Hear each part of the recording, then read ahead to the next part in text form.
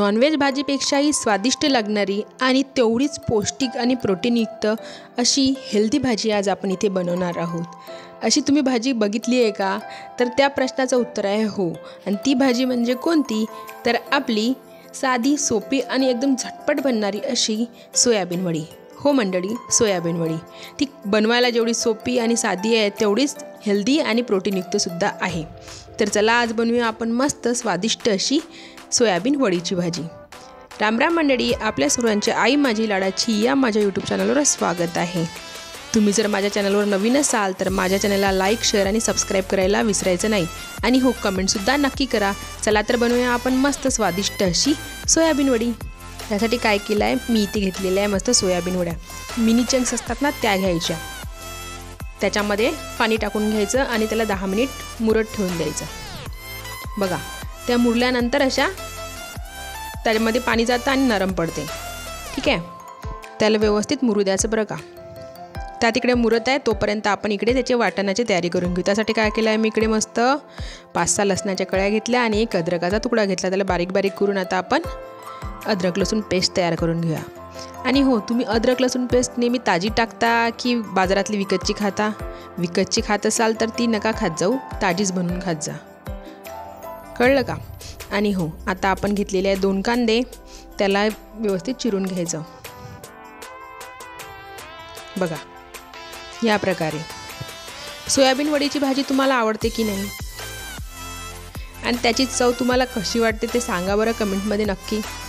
आणि हो, जर तुम्हाला आवडत असेल तर तुम्ही ही रेसिपी जेव्हा बनवाल आणि खाऊन बघाल तर कमेंट करायला विसरू नका बरं की कशी झाली होती तुमची भाजी।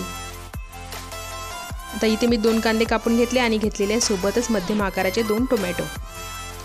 इथे आपण कोणताही एक्स्ट्राचा मसाला बनवत नाही आहोत, तरी पण ही भाजी एक नंबर लागते बरं का।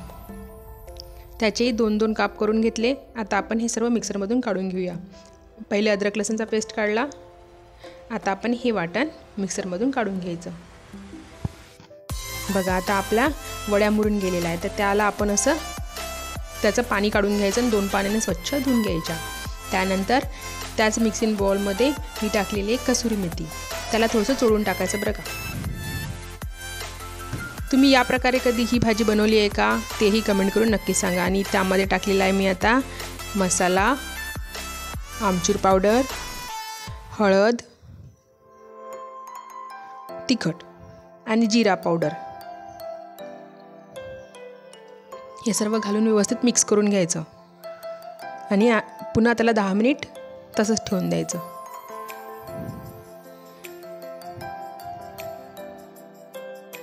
बघा किती सुंदर दिसत आहे ते बनवायच्या आधीच। व्यवस्थित मिक्स करून घ्या म्हणजे सगळीकडे ते लागलं पाहिजे,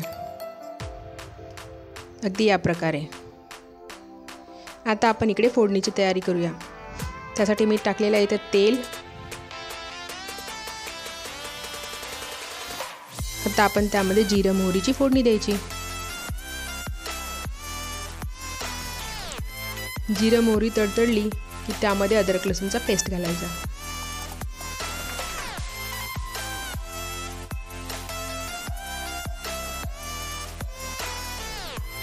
आता हे विचारान तुम्ही काय आहे, तर ते आहे थोडंसं अद्रक लसूणचं पाणी होतं ते, नाहीतर तुम्ही यामध्ये निंबूचा रसही घालू शकता। ते टाकून व्यवस्थित मिक्स करून घेतलेलं आहे। ते इकडे टाकलेलं आहे जे आपण टोमॅटो आणि कांद्याचं वाटण बनवलं होतं ते टाकून व्यवस्थित मिक्स करून घ्या।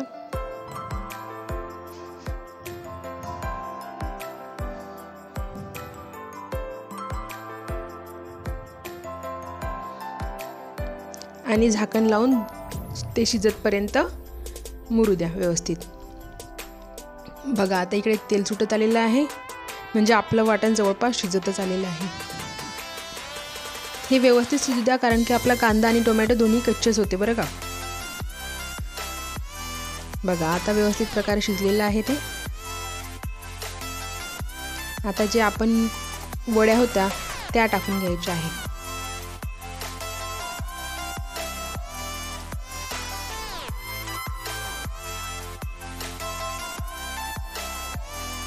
वड्या टाकून चांगला मिक्स करून घ्या।